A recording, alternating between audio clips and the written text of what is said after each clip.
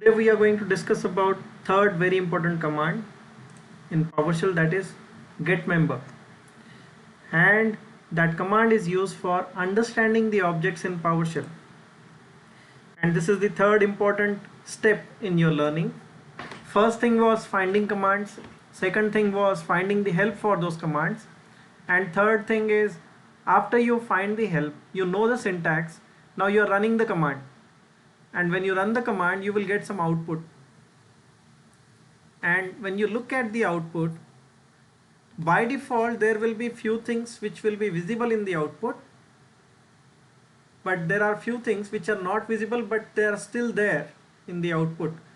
So once you understand the objects which are given as the result of any PowerShell command, then you will be able to understand how to access the properties or those hidden things from the output object. So in PowerShell, no matter which command you are running, every command will produce an object. Now in this topic we will discuss about what are the objects. We will compare it with the real world objects which are available, and we will relate it to the PowerShell objects. Then we will discuss why PowerShell uses objects and how to analyze the output objects by revealing their properties and methods. We will also discuss what are the properties and methods of the object, and once you know the properties and methods, it will be easy for you to sort and select objects by their property names. For that, first you need to understand what are the properties which are available with the object. Then we will discuss the life cycle of the object. When the object is getting produced, when it is getting ended, when it will get destroyed, when it will get converted to text. Those things we will discuss. So let's begin with what are objects.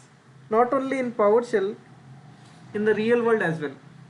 If you understand what are objects in the real world, it will be easy for you to correlate and understand the object hierarchy in PowerShell. So in real world, when you look at anything around you that you see is an object. For example, your smartphone, your computer, or your car, anything that you see around you, any physical thing that you see is an object. Now why we are discussing about objects? Because even in PowerShell, when you run a command, you will get an object, and that object can be of any type.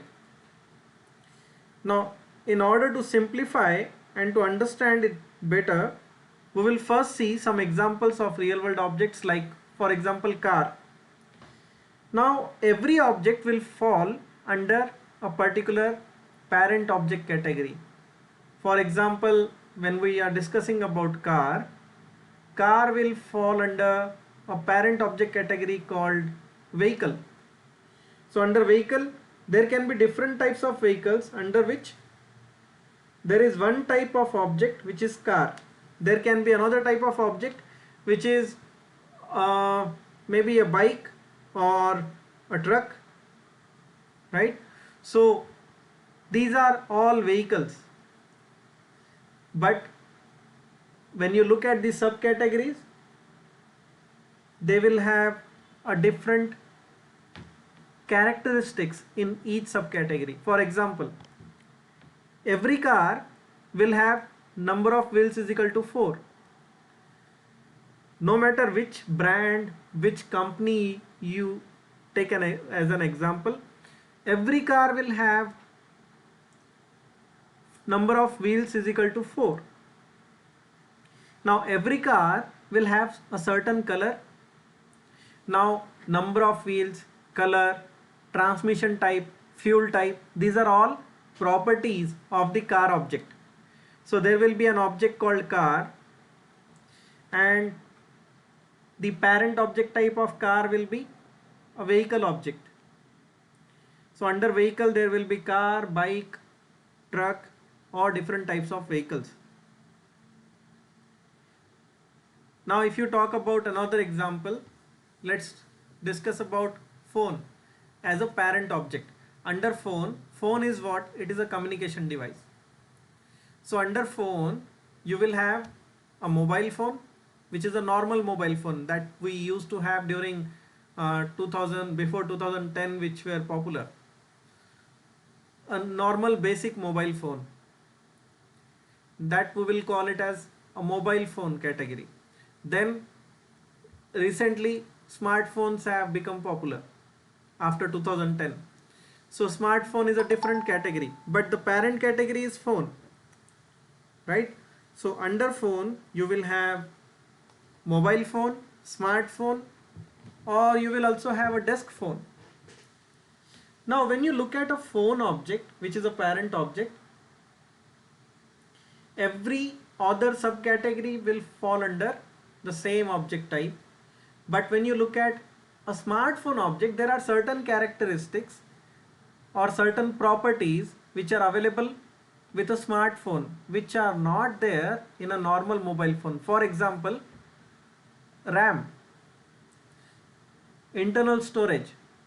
So when we used to handle those normal mobile phones earlier, we never discussed about how much is the RAM available in the phone. We never discussed about the internal storage which is available in the phone. Nowadays we will talk about these things because these are the features, these are the main features of a smartphone. Like one more example, like camera. Earlier those basic mobile phones, not every phone used to have camera earlier. Now camera, like when we talk about camera, we will talk about what is the camera megapixel. So whenever we talk about a smartphone, we will, if we are buying a smartphone, we will ask the shop owner how much is the megapixel of this smartphone camera. Earlier we don't used to ask these questions. Now camera resolution, then screen size, RAM size, internal storage, and processor. What is the processor speed? These all are the characteristics of a smartphone which were not available in normal phones. But there are certain things which are common in smartphone and normal phone, like you will have a method or an action of placing a call using the phone. You can place a call using a normal phone, you can place a call using a smartphone, or you can place a call using a desk phone as well. But there are certain methods like sending a text message that you cannot do from your Cisco IP phone or desk phone. This method of sending a text message or sending a WhatsApp message or sending an email, these are the methods which are available in smartphones. These methods were not available in normal desk phones. So are we all on the same page with these real world examples? So every object will have certain characteristics, but those characteristics will have different values. Those characteristics are called properties. Each property will have a different value depending on each individual model of a smartphone or each individual model of a car object.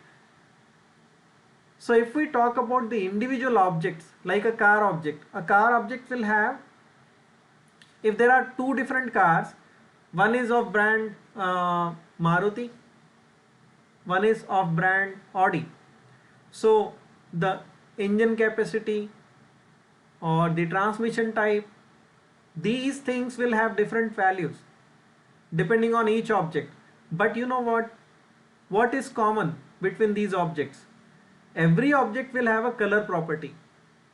Every object will have the transmission type property. Every object will have fuel type property. So these properties are there, but their values are different depending on the model of the car. Similarly, in PowerShell, we will also have certain types of objects. Let me see if I have that diagram, because in my previous computer I used to have one diagram. Trainings. No, I don't think here I have it. So let me draw a simple diagram to explain in PowerShell how these objects work.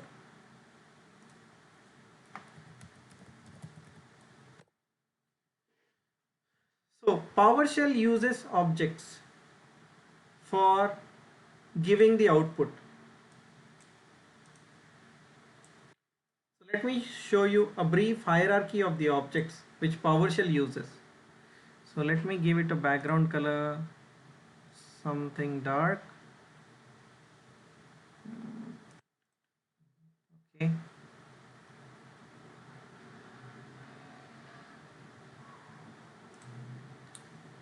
And here we will draw the object hierarchy. So at the root you will have something called as object, which is the root of all objects. Under that you will have a PS object. I will enter the names later. Now under PS object, all different object types will fall under a PS object.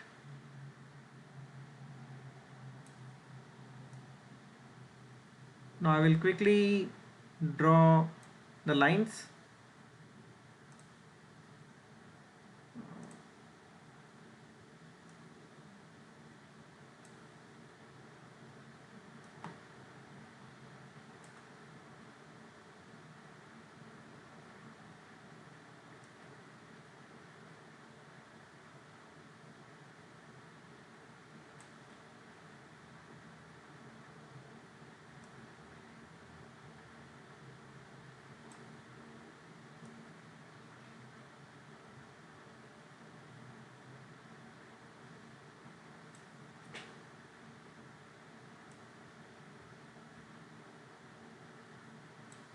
Okay, and let's name it.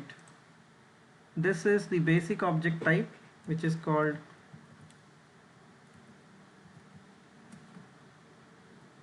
object. Let me increase the font size.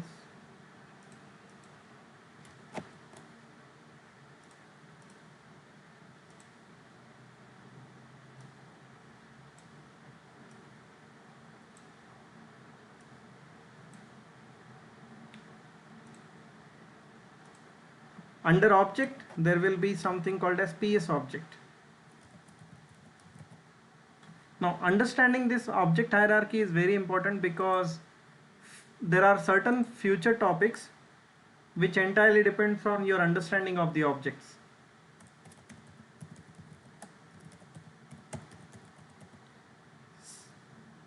Now there are different types of objects like a service controller object, process object, which will represent the processes which are running on your computer, and WMI object.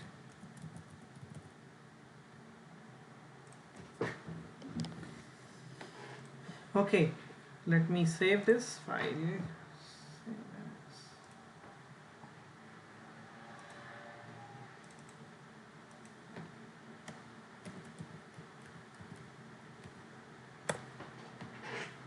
Okay, now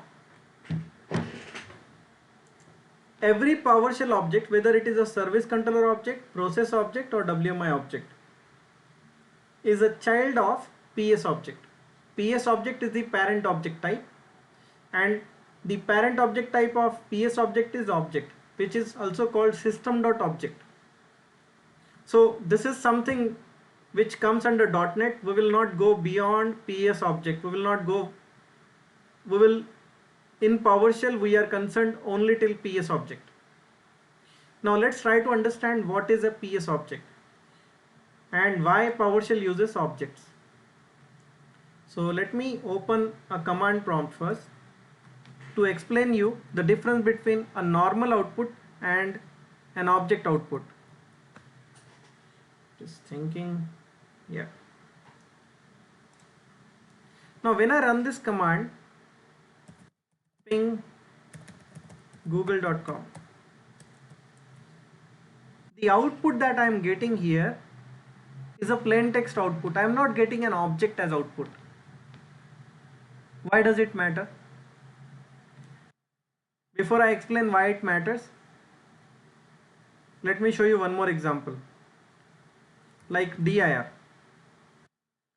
Here when I run this command dir, the output that I get here is a plain text output. This is not a collection of objects, or there is no object in the output.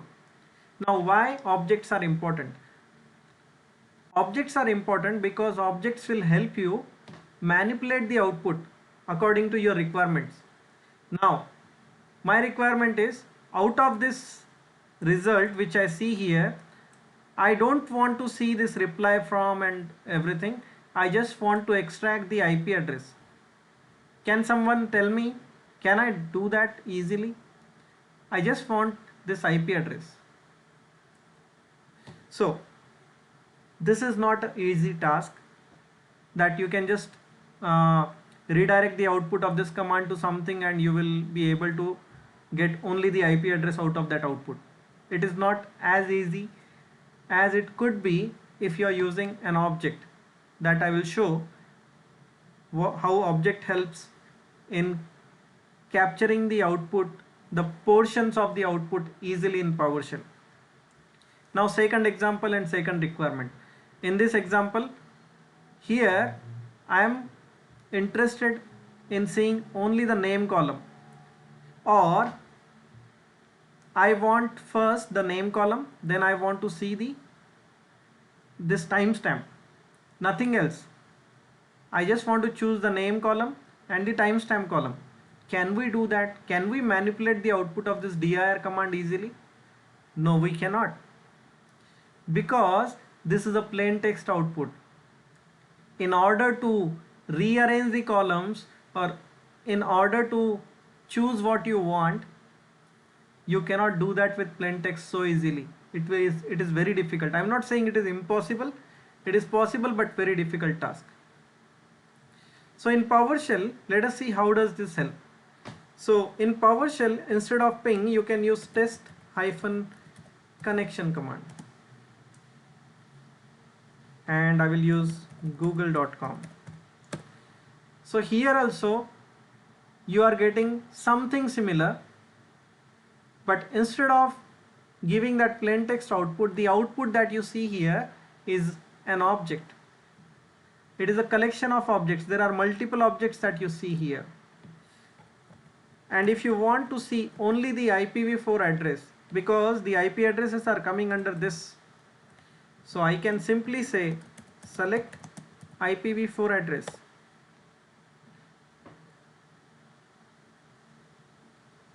Wait. Yeah.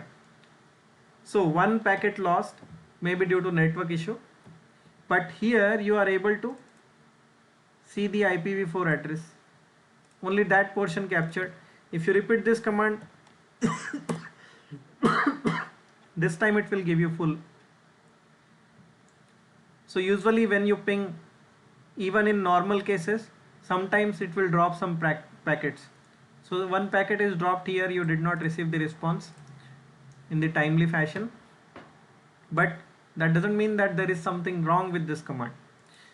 Our intent here is to extract the IP address portion from the output, that we are successfully able to do. Similarly, when I run dir, here, as I said, I just want the name and last write time column.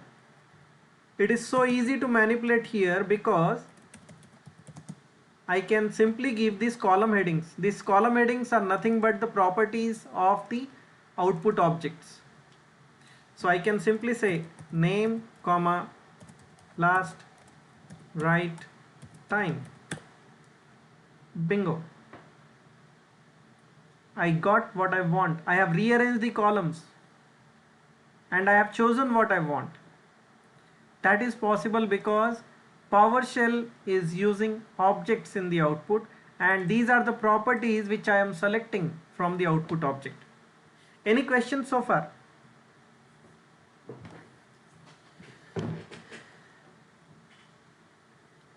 Everyone understood why PowerShell uses objects instead of using plain text? Because objects are easy to manipulate. Now let us see one more example here. Get-service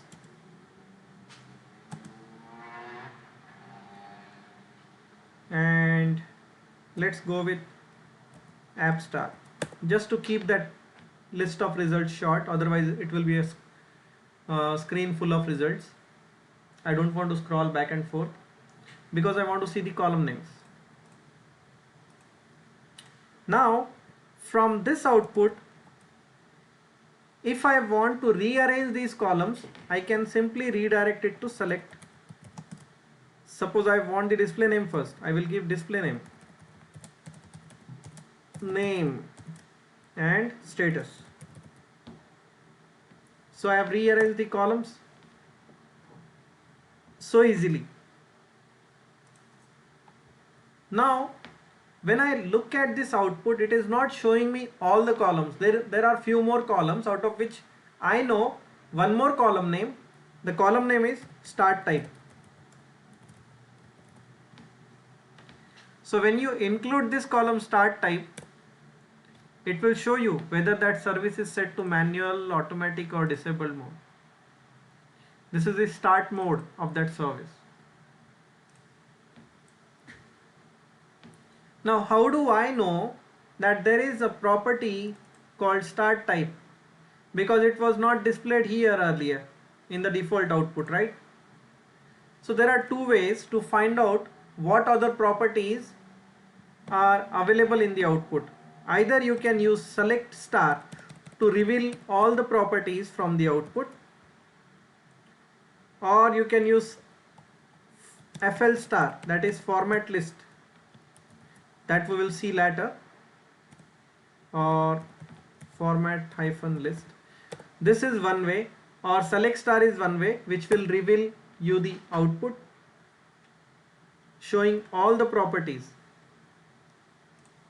So these are all different properties which are available in the output, out of which I have selected only one extra property, that is start type. If you want to use service type or anything else, that also you can include, like service handle, or what are the required services, what are the dependent services. All these things you can include in the output. Now this is the way using which you are selecting all the properties. But if you want to know all the details about the output object, just selecting the property will not tell you what type of object is produced as a result of this command. Now I am revealing the third and very important command of PowerShell, that is get member. No matter which command you are running, when you pipe the output of your command to get member, this command is very important. This will tell you what all things are hidden in the output. Now this time you will not see any service related result, like it will not show you any service name or anything. It is showing you the structure of the output object. So what is the structure of this output object? First thing, first line, it will tell you what type of object it is. So this is a system.serviceprocess.serviceController object, and we don't call it by this full name, we just call it by the short name service controller object. So get service commandlet gives me a service controller object as output. Now if you go back to the results here, when you run this command get service app star, it will show you certain columns, and these column headings are the property names, and these rows are the values for those properties for each individual object. One row is presenting one single object, second row is presenting another object. So it is producing here around 6 objects in the output. There are 6 objects. But if you see, all these objects have these properties in common. Every object has a status property, every object has a name property, display name property, and some other properties which we have disclosed using select star or format list star. Now when you look at the output of get member commandlet, it will show you all the members, not only properties. It will also show you methods and events. Now let us discuss one by one what are these properties, methods and events. So first column will tell you the name of the member. So this object, service controller object, has different types of members. Every object will have 3 types of members. Every object will have certain properties, methods and events. There are few objects which will not have events, or there might be few objects which does not have any methods, but every object will have certain properties. Properties are mandatory. Properties will always be there, but sometimes you will not see methods or events. So what are properties? Under member type, when you see anything which has the keyword property,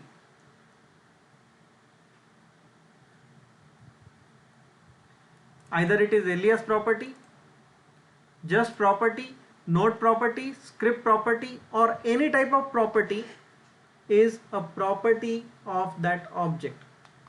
Now every property will have certain type of value. Properties will have values. And what are methods? Now if we talk about property with respect to a car object, color is a property. If there are 10 different cars, every car will have property called color in common, but the value for the property might be different. Some car will have the value of that color property is equal to white, green, red, black, silver, whatever. But there will be certain objects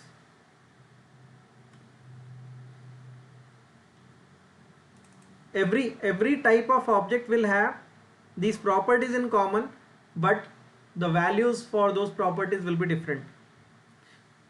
But methods are different. Method is something using which you can do something with that object. For example, with a phone you will have a method called initiate voice call. Initiate voice call, I'm just giving an example, this is not real. So for initiating a voice call you will need some input, right? So there are certain methods which require some input. For example, here execute command is a method which requires some input, and what type of input is required will be given inside round brackets. So this requires an integer, the command number. So in order to execute this method, execute command, you need to provide in round brackets, you have to provide certain number. But there are certain methods, for example close. For closing the service you don't need to provide any input, just close is enough. Like the example which I said, initiate voice call.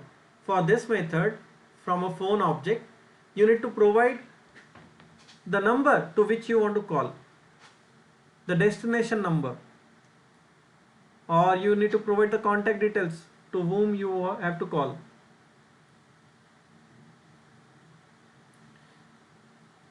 But there are certain methods, even in case of phone, shutdown. When you initiate the shutdown method, do you need to pass any input? You can directly shut down the phone without passing any input. Shutdown means shutdown. There is no specification about shutting down the phone. Or if you want to reboot the phone. So reboot is a different method which does not require any input. But if there is a method called send text message, for sending a text message, there will be multiple types of inputs which will be required for sending a text message. First input will be, these are called input parameters. First parameter will be to which number you want to send the text message. Second parameter will be the message text, what message you want to send. Are you all getting this, or am I confusing you? Team, I hope I did not make you sleep. A bit confusing. Okay, you can ask me whenever you think that it is going as a bouncer. So you can stop me. So what you understood the properties so far? What is a property?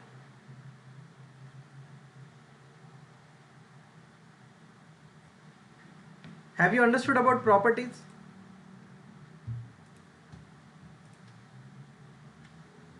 Suresh?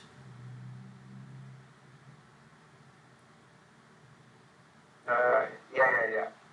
I'm just going to somewhere I just not. Okay, let me Property. repeat from the properties portion. Okay, Yeah. now as I said, when you are running this command get service, no matter whether you are going for one single service or multiple services, when you are running this command get service, it is going to produce an object of type system.serviceProcess.service controller. Okay, now that object, there can be multiple objects. So here when you are giving this command get service format list star, so it is showing you all the properties of each service controller object. So it is separated by one blank line here. So this is the first object. So first service controller object has a name property, required services property, can pause and continue property. All these properties are there, display name, and these are the corresponding values for those properties. Okay, so far so good. Yeah. So these are the properties and these are the values. Consider this as an example of a phone. So suppose these are multiple smartphone objects. So this is the manufacturer name. So maybe this is Samsung, this is Nokia, and suppose this is a screen size property. So screen size will be different for each smartphone object. Maybe here it is 4.5, here it is 5.5. Then suppose how much is the RAM size. So here it might be 4 GB, here it might be 2 GB. This is processor type. I'm just giving an example so that you can relate things with the real world objects. Suppose this is the internal storage. So this first phone has 128 GB, second phone has 64 GB. Similarly, in case of PowerShell, you are seeing multiple service controller objects, their properties and corresponding values. Properties are clear? Yeah. Okay, now let's discuss about methods. Now, method is something which will tell you what you can do with the object. So in case of service object, this is a service controller object. What you can do with the service object? You can stop the service, right? So there is a method called stop. You can start the service. There is a method called start. But sometimes you don't need to specify any details for stopping the service or starting the service. So this empty round bracket means you can simply start a service or you can simply stop a service. But while starting, there are certain services which can take some input arguments. So there you will find there are two different types of methods available for starting a service. These are called method overloads. So either you can start a service simply by giving start with empty round bracket, or you can give after start in round brackets you can give some string values. These are like commands while starting the service. If you want to do something with that service, there are certain services which can accept some input parameters while starting. Similarly, suppose you want to pause the service and then you can resume the service. This is for resuming the service, continue. So these are all methods. Method will allow you to do something with the object, and property will give you some information about the object. Got it?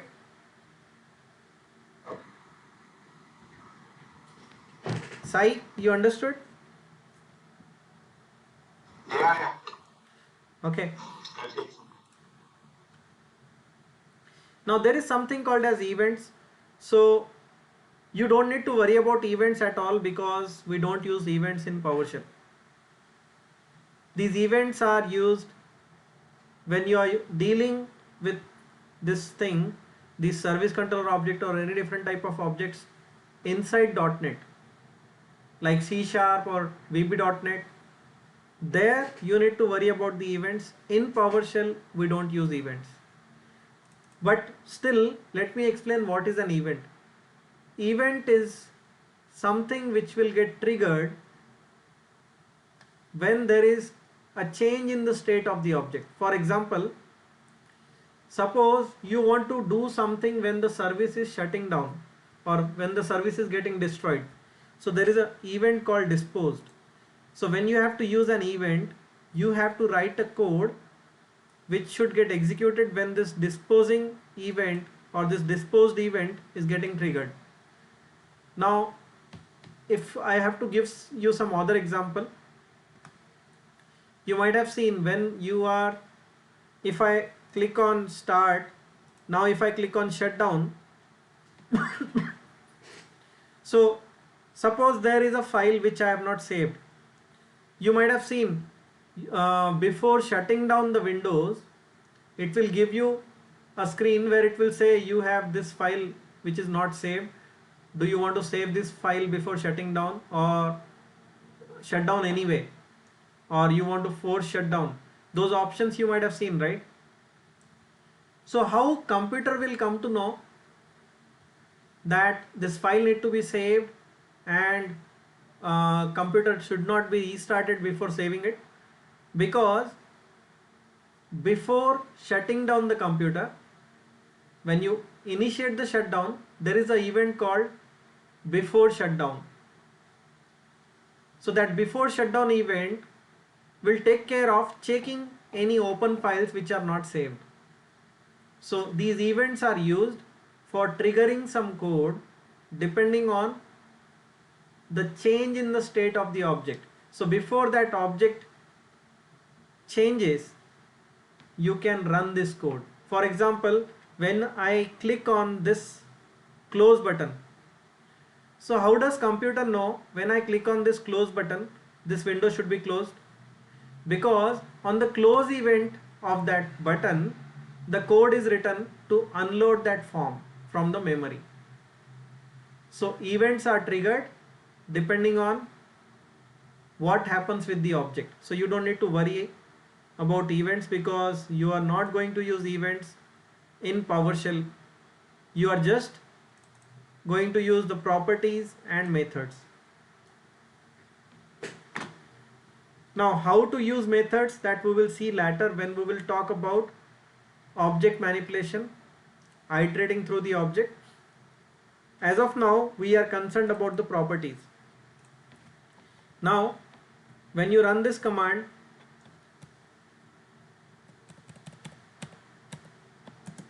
get-member, you can specify if you just want to see the properties or methods. So I will say only properties. So it will not show me any methods, it will show me only properties. Now why I need to look at the properties? Because suppose I want to get more details about this object. For example, when I am running this command get service, it is by default showing me only name, display name and status. Only 3 properties it is showing. If I want more details, like if I want to see what are the required services, what are the dependent services, so I have to include that using select object. So I can pipe it to select name comma status. I just want to see the name, status and required services.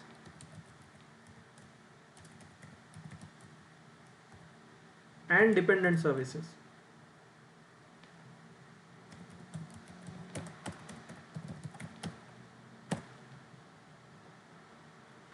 So this time, instead of showing only those 3 columns, it is showing me whatever I have selected from the list of properties which I have seen. So from this list, I have selected name, status, required services and dependent services. Understood how to make use of the properties? So selection is one part. Suppose you want to sort the results which you see on screen. So currently on my screen I am able to see the results in alphabetical order depending on the service name. So it is showing A first, then B, and then C, and so on. So I don't want that basis on the name column. I want to sort it basis on the status. I want to first see which are the stop, which are the running, in that order. So what you can do is you can pipe it to sort or sort object. Both are same. Sort is an alias for sort object, and specify the property as which property you want to sort upon status.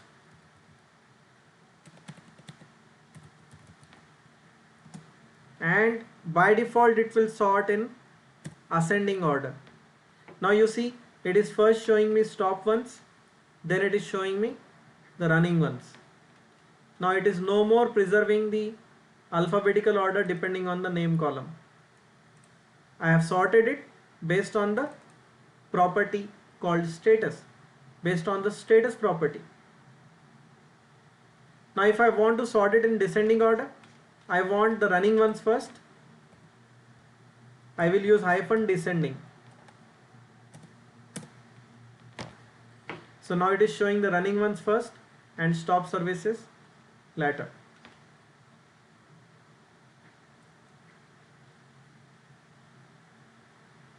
Any questions about sorting and selecting?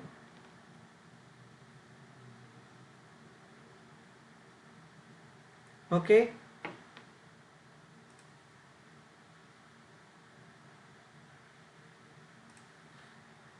Now let's discuss about the life cycle of the object.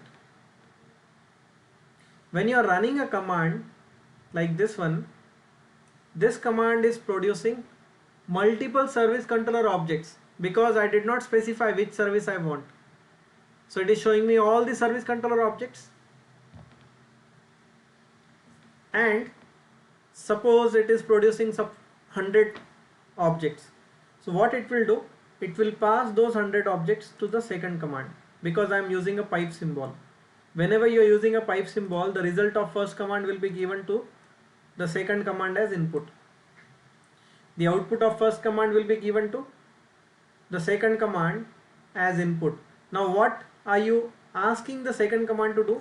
You are saying second command should select the object based on the properties.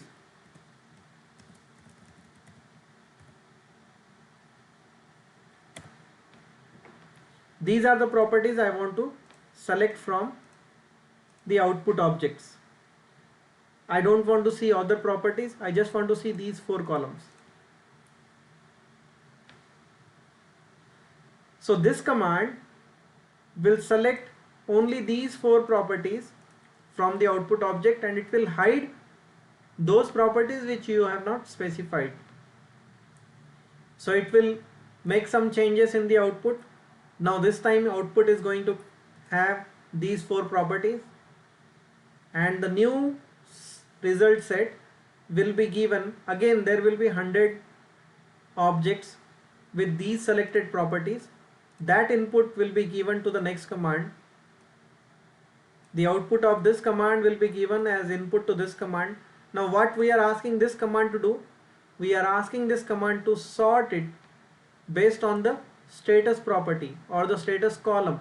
Property means nothing but the column headings that you are seeing here, and we are asking it to sort it in descending order. So this command is processing all the objects, sorting it in descending order, and Since after this there is no other command, there is no other pipe symbol, so it will convert that output into plain text and will display on screen.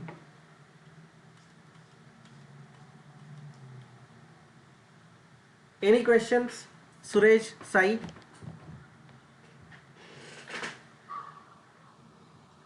No, good.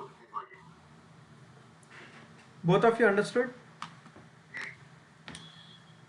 So the same command you use for add when using. Anything.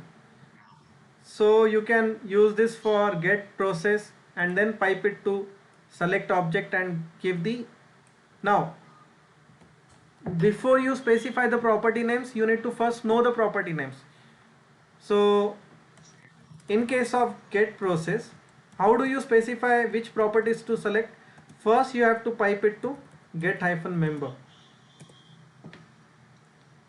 and you need to take a look at the member type as properties. Now it will show you all the properties which are available in the output. Now you can specify from the process what you want to see.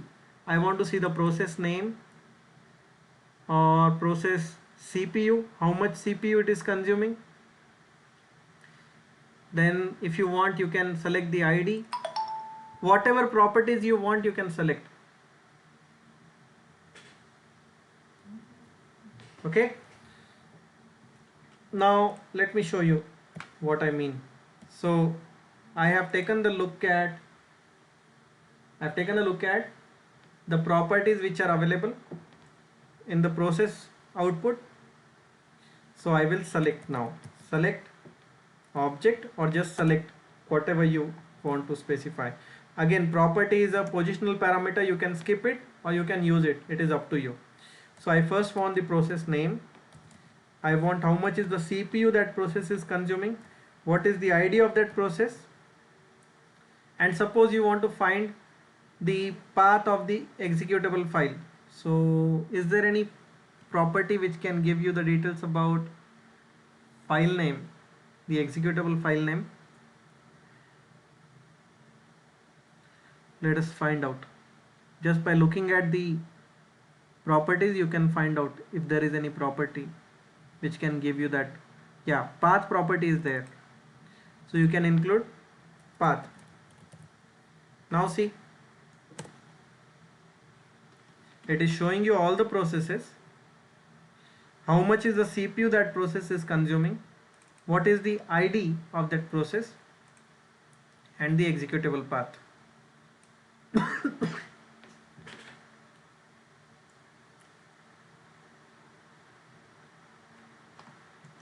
So no matter which command you are running, first pipe the output of your command to get member, member type properties, or you can directly give get member without specifying this part.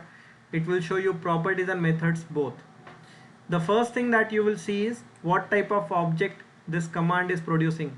This command is producing a process object, and these are the properties. You can look at the member type wherever it says property, whether it is alias property, node property, property, script property, any type of property can be chosen using select object. You can specify that using that property name. You can specify here with the select object. Got it?